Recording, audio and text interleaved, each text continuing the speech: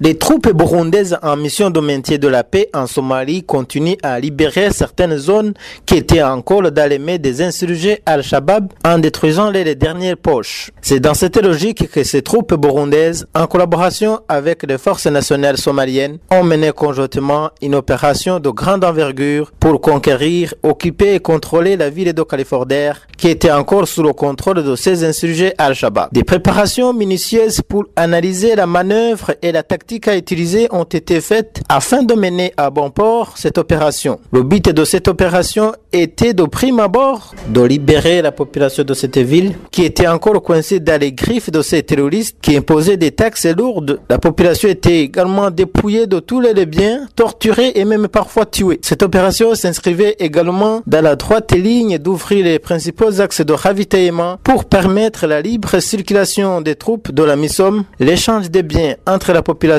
au titre du commerce. Le colonel Leonidas Nindeleye, G3 dans le terme militaire, qui était en même temps le commandant des opérations, nous parle comment cette opération a été déroulée. À propos de l'opération de Kaliforder, d'abord, si je retourne un peu en arrière, je vous dirais que depuis un certain temps, on avait remarqué qu'il y avait une présence de Al-Shabaab dans la localité de Kaliforder et ses environs.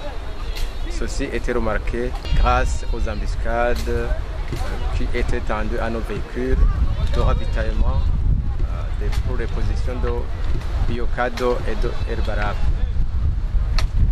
C'est après cela qu'on a demandé de bénéficier à moyen de ravitaillement aérien qui a commencé vers le mois de mars. Mais on a trouvé que ce moyen n'arrivait pas à toujours être disponible. On a décidé de mener une opération dans la zone de Kaliforder et de l'occuper en vue de contrôler la zone et permettre à nos convois de circuler librement vers nos positions, que ce soit Serbaraf, Biokado et Mahadai. Alors on a commencé la préparation de l'opération, on a rassemblé le matériel qu'il faut, mais au moment où on a recommencé, on a reçu comme recommandation de la hiérarchie au niveau du commandement à MISOM d'associer les SNA chaque fois dans les opérations pour qu'ils se préparent à rester maîtres de sécurité pour les nations. C'est comme ça alors qu'avec le commandant secteur SNA, on a eu des réunions de préparation et on a décidé de commencer l'opération le 3 août. En ce qui nous concerne, la matinée du 3 août, on s'est levé très tôt. On a commencé le mouvement à partir de Mahadai, accompagné à pied. Mais on était renseigné que la route était, il y avait beaucoup de mines plantées le long de la route Mahadai Kaliforder.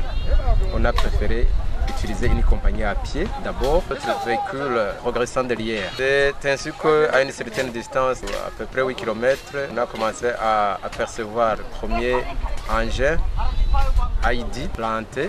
Par chance, notre mentor s'est débrouillé pour mettre hors de nuire parce que les étires, c'était toujours dans ses habitudes de travail. On a pu continuer difficilement. Le véhicule est tombé en panne, mais on a pu continuer. Ce n'est que vers le soir qu'on a aperçu un autre engin. Heureusement qu'il n'était pas... On a appelé les gens qui ont des notions plus poussées pour identifier l'engin. On a trouvé que ce n'était pas un Haïdi, heureusement. On a continué.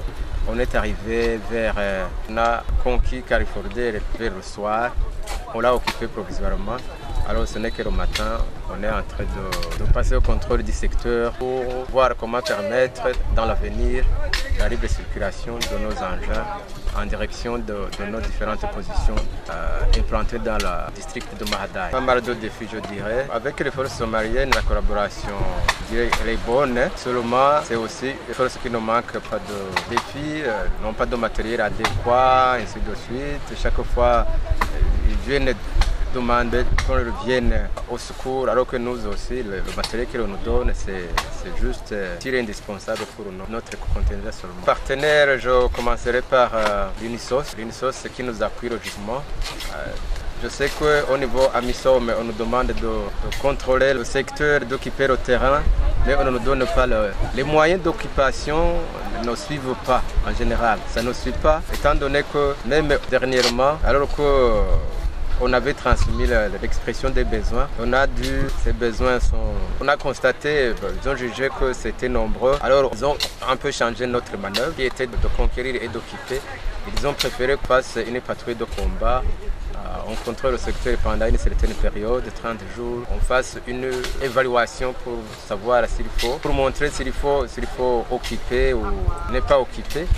Alors que nous, d'emblée, on savait très bien qu'il faut occuper le terrain, permettre la libre circulation de nos engins. Et puis aussi la population qui est presque prise en otage, qu'on permette qu'elle soit libre de mouvement. Le commandant du premier groupement burundais, le lieutenant-colonel Nshimirimana Sanctus, nous a fait savoir que même si ces terroristes avaient tendu des pièges à nos troupes, en posant des engins explosifs improvisés, les AID en sigle, sur les itinéraires à emprunter, cela n'a pas empêché que l'objectif soit atteint, c'est-à-dire conquérir, occuper la ville de Kaliforder. Comme venait de le dire, notre groupement, spécialement 43e bataillon Amisom, qui est sous notre commandement, vient de prendre la ville de Kaliforder en collaboration avec les troupes somaliennes.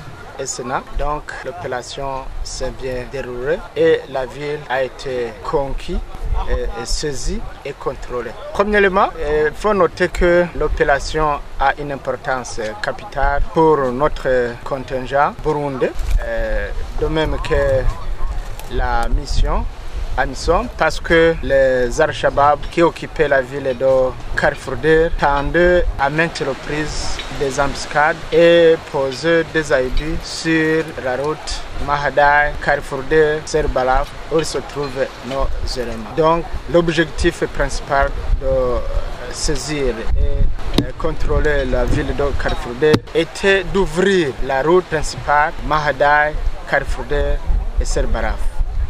Comme défi, il y avait problème de transport, il y a le problème linguistique. Donc comme nous opérons en collaboration avec les SNA, nous avons le problème linguistique pour bien communiquer avec les troupes somaliennes. En collaboration avec les interprètes, nous essayons de collaborer à pas mal de choses, mais c'est des troupes qui sont vraiment difficiles, mais nous essayons de les mettre sur le pied de combat comme les autres troupes, mais difficilement. La population de Kaliforder avait fui parce qu'elle était intimidée par les Al-Shabaab, donc ils ont fui, craignant d'être tués par ces Al-Shabaab. Et ils commencent à revenir. Le chargé de la collecte des renseignements dans ce premier groupement nous a dit que l'opération avait été bien préparée en collectant tous les renseignements auprès de l'ennemi en rapport avec son effectif, son armement et sa localisation. Écoutez le lieutenant-colonel Jérémy Setarara, il est chargé de collecter les renseignements au premier groupement. Je suis chargé du bureau de renseignement au premier groupement du 10e contingent burundais. L'opération que nous venons de mener a été minutieusement préparée en termes de collecte et d'analyse de renseignements. L'ennemi était évalué à plus ou moins un peloton plus, qui n'a pas pu tenir compte tenu de la force que nous avons engagée et qui a fui vers Balé en portant avec lui la population de la place. L'ennemi a pris la direction de Sabio, au Balé, de Fido. Qu'il revienne ou pas, s'il devait venir, on devra faire face, mais pour le moment, les renseignements à notre disposition font état que l'ennemi s'est replié en direction que je vous ai indiquée. Et nous comptons chercher le renseignement davantage, étant donné que la population de la place n'est pas disponible pour le moment. Nous avons des problèmes de collecte de renseignements. Nous collaborons étroitement avec des barrières, bien sûr, qui ne manquent pas, entre autres la barrière linguistique et aussi la population qui est terrorisée par ces Al-Shabaab, comme quoi s'ils collaborent avec la Amisom, ils devraient être tués. Sinon, le peu que nous avons, ils nous donnent les informations que nous avons et nous les traitons en conséquence pour fournir un renseignement au commandement pour la prise de décision. Le chargé des opérations dans son premier groupement B3 dans le thème militaire nous a parlé que cette opération a été bien planifiée conjointement avec les forces nationales somaliennes et nous a signalé que la collaboration avec les forces somaliennes est au bon fixe. Le commandant du 43e bataillon Amisom, un bataillon qui a mené cette opération, nous parle que le moral de ses troupes est au bon fixe et qu'elles sont toujours vigilants pour toute contre-attaque ennemie. Je m'appelle Major Nyandoui Chartier, je suis commandant 43e bataillon Amisom. Effectivement, on vient de saisir, de capturer Kafrouder. On vient donc de le capturer. Avant d'arriver ici, on a fait l'ordre de mouvement. On a donc quitté Mahada en opéra sur la route Mahadaï-Kafrouder. Dans cette route, on a pu voir une mine et puis on a pu le dégager. On a continué le chemin jusqu'à Kafrouder. Les défis qu'on a rencontrés dans cette opération, il y a d'abord une longue distance, il y a beaucoup de vent, il y a des pannes de véhicules, mais quand même on a pu arriver sans défaite ni au niveau personnel ni au niveau matériel. Le moral est au beau fixe. Les militaires sont adaptés à faire ce type d'opération. Les uns ont même fait avant une ou deux opérations de la sorte. Donc il n'y a pas de problème, le moral est au beau fixe. Natana mundagano Tanseruka rukambye Bambaye ingwe Nabafiza bo mwumva bahayagizwa hose ngo ntibarazi kivi iyo bagitanguye yo n'ingabo z'Uburundi abana basirikare b'igihugu c'Uburundi sanseruka rukambye mwiza ntwari ku rugamba ifudene yacu muri iki gihugu mu guharanira amahoro turacungira neza umutekano w'igihugu tutibagiye no mu yandi makungu. Esikono twambara ku mutwe twambaye ingwe ubumwe ibikorwa amajambere iragiye gwa gasore Louis uri Somalia mezoruje niyo turi Centrafrique bose Kadare niyo turi Sudani Darfur niyo tubarizwa kandi aho hose duharanira amahoro amakungu nayo akabandanya kutwizera twebwe ntihakora ubwishi ariko hakora umutima munda dukenyeje umusipi w'ubugabo ubutwari n'ibanga kuko aribyo byaranze ba sokuru bacu abana basirikare b'igihugu c'Uburundi sanseruka rugambye mwiza ntwari ku rugamba ifudene yacu muri iki gihugu mu guharanira amahoro turacungira neza umutekano w'igihugu tutibagiye no mu yandi makungu. Ku maguru naho twambaye botine ariyo nkabuzo y'ibikogwa kwigana basogokuru bambaye ingata bafashe urugendo kadukomere. Le commandant du 10e contingent burundais en Somalie, le général de brigade Victor Ndumukiza, nous a dit également que l'ouverture des axes principaux de ravitaillement figure parmi les grands points que son prédécesseur lui a laissés. Il répondait également aux autres questions de l'heure. Et les grands dossiers que le contingent que nous avons relevé nous a laissés, principalement sont à deux, à savoir la continuité de l'opération Juba Corridor et l'opération de retour de l'élément du contingent burundais qui était à Kadado. La continuité de l'opération de Juba Corridor consistait principalement à ouvrir les voies et routes qui relient les différents secteurs de la Amisom, mais aussi au sein de chaque secteur qui relie ces différentes positions, leur permettant le ravitaillement, l'acheminement d'autres équipements. Nous le faisons et comme c'est une grande opération qui ne peut pas se terminer du jour au lendemain, nous sommes au travail, nous faisons notre... Quant à l'opération de retourner les militaires burundais qui sont à Kadado,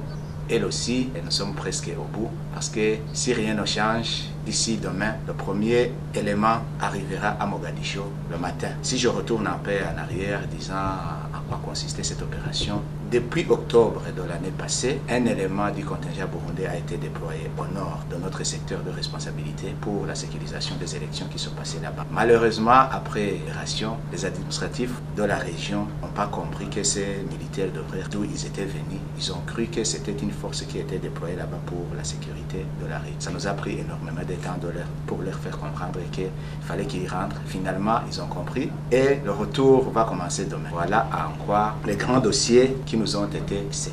Pourriez-vous nous parler brièvement de la situation sécuritaire qui prévaut dans le secteur 5, secteur de responsabilité du contingent burundais de la MISOM? Brièvement, en ce qui est de la situation sécuritaire, je dirais qu'elle est bonne, mais imprédictible. Imprédictible, pourquoi? Parce que normalement, l'Al-Shabaab que nous combattons n'a pas d'opposition fixe, visible, où on peut les trouver. Ils se cachent parmi la population civile. Alors, le grand défi que nous avons, c'est que l'Al-Shabaab, de temps en temps, plante des engins explosifs dans les routes que nous utilisons pour joindre les différentes positions dans le secteur, détruisant nos engins. C'est pourquoi je dis qu'elle est imprévisible, parce qu'on ne sait pas quand, comment et où va agir. Mais nous restons sur notre garde pour faire face à n'importe quelle agression qui proviendrait de notre ennemi. Ils n'ont pas de position fixe, visible, permanente, parce que actuellement, je dirais que tactiquement, ils sont faibles. Ils ne font pas face à nos militaires ou à nos opérations. Ils ne font que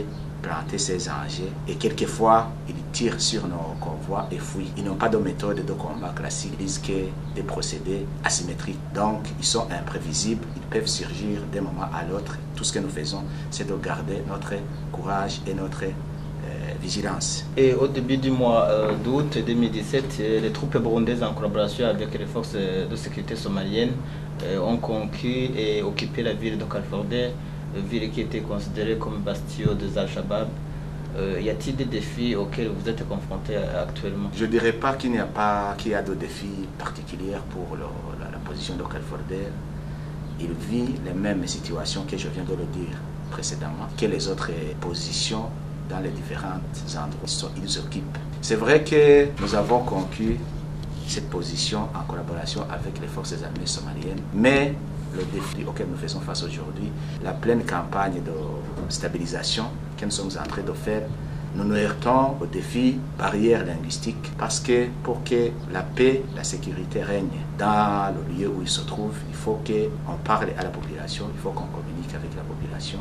Malheureusement, on ne peut pas communiquer, alors que ces forces armées somaliennes qui parlent la même langue que désertent progressivement leur position et ils deviennent insaisissables pour pouvoir nous aider à surmonter ce défi. Sinon, il n'y a pas de défi particulier pour la position de Kalforde. En date du 20 au 22 juillet, vous avez participé à une conférence qui s'est déroulée au sein de l'état-major à MISOM. Qui était convié dans cette rencontre et quel était l'objet de cette réunion? Ce qui était convié à la réunion, c'était le commandement de la MISOM avec les partenaires et les forces de sécurité somaliennes, à savoir le service national de renseignement, l'armée et la police. L'objet de la réunion était la transition de la responsabilité de la sécurité de la Somalie aux forces de sécurité somaliennes. Il s'agissait de voir étudier ensemble les modalités de prise de responsabilité de ces derniers. Alors, on s'est convenu que ces derniers allaient relever la MISOM sur certaines positions pour les occuper, les défendre et les sécuriser. Effectivement, des discussions lors de cette conférence, la question de retrait progressif des troupes de la MISOM a été évoquée. Qu'est-ce que vous êtes convenu sur cette question? Est-ce que les forces somaliennes sont-elles capables de combler le vide qui sera laissé par ces troupes de la MISOM? Je crois que ce n'était pas question de nous convenir sur les munitions des effectifs parce que la décision a été déjà prise. Notre part est de l'exécuter, c'est-à-dire réduire 241 militaires de nos effectifs comme la décision le disent. Après tout, la MISOM n'est pas une force d'occupation. Au bout du compte, elle va rentrer, les troupes vont rentrer dans leur pays d'origine. Alors la Somalie sera en matière de sécurité conviés aux Somaliens eux-mêmes. Alors, les jeunes Somaliens déjà formés, parce qu'ils en sont actuellement à plus de 10 000, seront à mesure de prendre le destiné de leur propre pays. Quant à dire qu'ils sont à la hauteur, ou ils seront à la hauteur, on aime dire qu'on n'en est pas militaire, mais on le doit progressivement avoir les efforts qui sont en train d'être fournis pour fortifier ou augmenter la capacité opérationnelle de ces forces. Ils y parviennent. Toutefois, des irrégularités subsistent, à savoir le manque des infrastructures qui cause grands problèmes pour l'encadrement de ces jeunes militaires somaliens, mais aussi l'insuffisance de la logistique et de l'équipement. Mais progressivement, on reste confiant qu'ils seront à la hauteur parce que tous ces défis seront relevés. Et en date du 11 juillet 2017, vous avez remis le site de l'ancienne université somalienne que les militaires du contingent burundais avaient occupé depuis le commencement de la mission en 2007. Quel est votre sentiment par rapport à cela? Il est vrai que le site de l'université somalienne a été le premier point de conquête déjà burundais dès son arrivée en Somalie. Le site de l'université est resté l'un parmi ses centres de commandement jusqu'au 11 juillet 2017. Mon sentiment par rapport à cela est que finalement, petit à petit, la sécurité est revenue en Somalie parce que sans sécurité, les enfants, les élèves, les étudiants ne peuvent pas aller à l'école. Le fait qu'on a remis cette université et qu'actuellement la Somalie l'utilise pour former ses futurs cadres, c'est signe que la paix progressivement est revenue en Somalie. C'est un honneur, c'est un sentiment de satisfaction pour le Burundi et pour le contingent. Finalement, les efforts fournis, les sacrifices faits n'ont pas été vains. Les fruits commencent à se faire voir, les résultats commencent à se faire sentir. Y a-t-il un message à adresser aux militaires du contingent burundais? Le message à leur adresser n'est pas autre, c'est celui que nous leur, chaque fois que nous avons l'occasion de les rencontrer, chaque fois que nous les visitons sur leur position, c'est de garder la discipline, de garder l'éthique du militaire du contingent burundais.